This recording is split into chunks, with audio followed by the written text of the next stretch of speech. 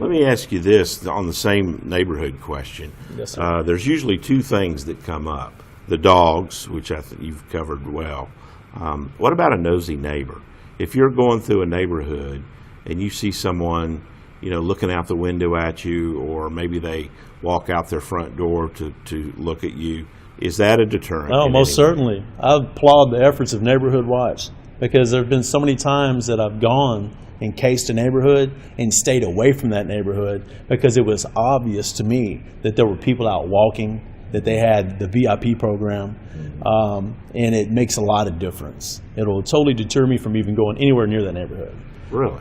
Yes, sir. Because I don't want ever to enter into a situation where I'm confronted by anyone. So that's the whole reason of casing the homes. I'm not a home invader who would go in and tie people up. I'm a thief.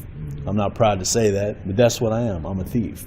And I don't want to come in contact with anyone, especially someone who can later identify me. Neighborhood Watch programs work.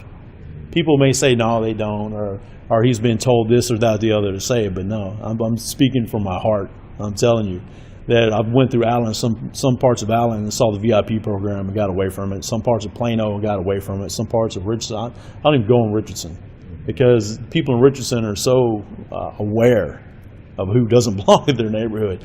You drive down a cul-de-sac and make a turnaround, people are watching you. Parts of North Dallas are the same way. The VIP program does work. Let's talk more specifically now about the house. Sure. If you you go through the neighborhood, a particular house draws your attention, what is it about the house that you really want to pay attention to as to whether or not that's a house that you want to go in or pass by? People need to empty their mailboxes.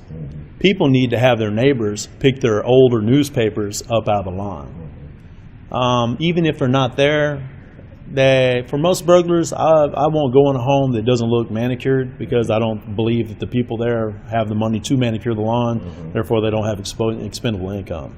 But if you're in a neighborhood that's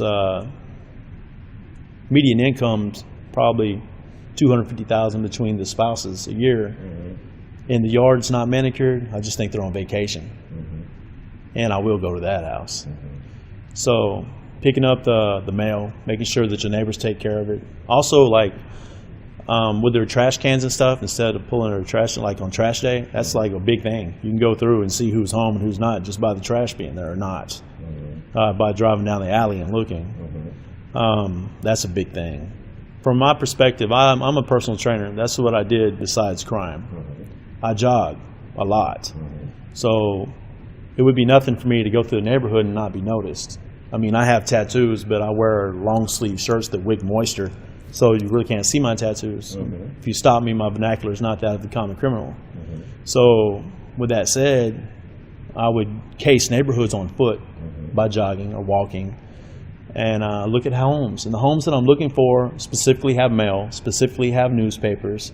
They're unkept to a specific level depending on the neighborhood. The front of the house, I'm looking for alarm systems that I know I can defeat that aren't wireless.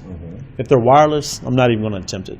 I'm not going to waste my time because there's going to be a response extremely quick, and I was parking my vehicle a mile away, and I can't run a mile in 4 minutes like some people can. So I would be on the officer's radar, jogging away from the home with valuables. But the front of the house versus the back of the house, the front of the house, I'm looking for visual pathways. What I mean by that is being able to see through the front windows into the home, or from the street at that, or from the sidewalk rather. And if I notice that there's not very many lights on in the home, or any lights on in the home, I'm going to walk up to the front door and knock on the front door versus ringing the doorbell. Now I'm going to knock and knock and knock until it's just pestering to make sure nobody's there. But in the process of doing that, I'm looking through the glass windows and those really beautiful doors that I mentioned earlier.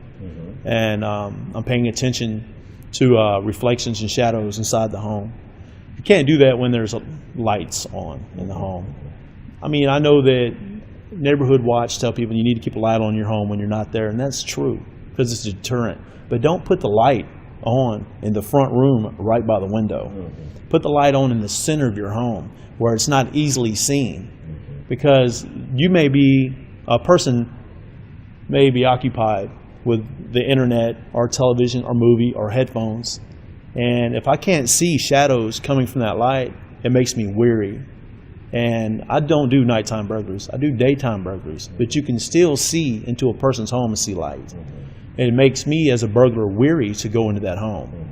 So that's a really good deterrent, but just not in the front. Because if you're in the front and I can look and see your light source, and I can look at the light, knock on your door, and nobody comes, and I know they just turn the light on because they're not home. Right. Yeah, makes sense. Right. Do you look, does it have anything to do if there's vehicles in the driveway or in the garage? Or? Yes, sir. I'd spoken with a detective about that particularly.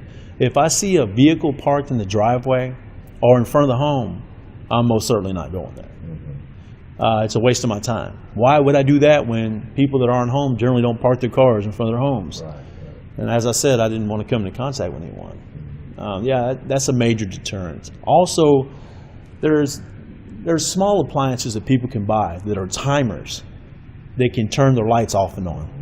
They can turn a stereo off and on. They can turn a television off and on. They can turn a pre-recorded noise of your choice, your voice, your dog barking, any of that on. That's a very good device, and it's very useful, because if I come to your door and I knock on your door and it has a ultrasound or sonic, whatever it's called, a detector on it, and it sets it off when you knock on the door. Who is it? Right?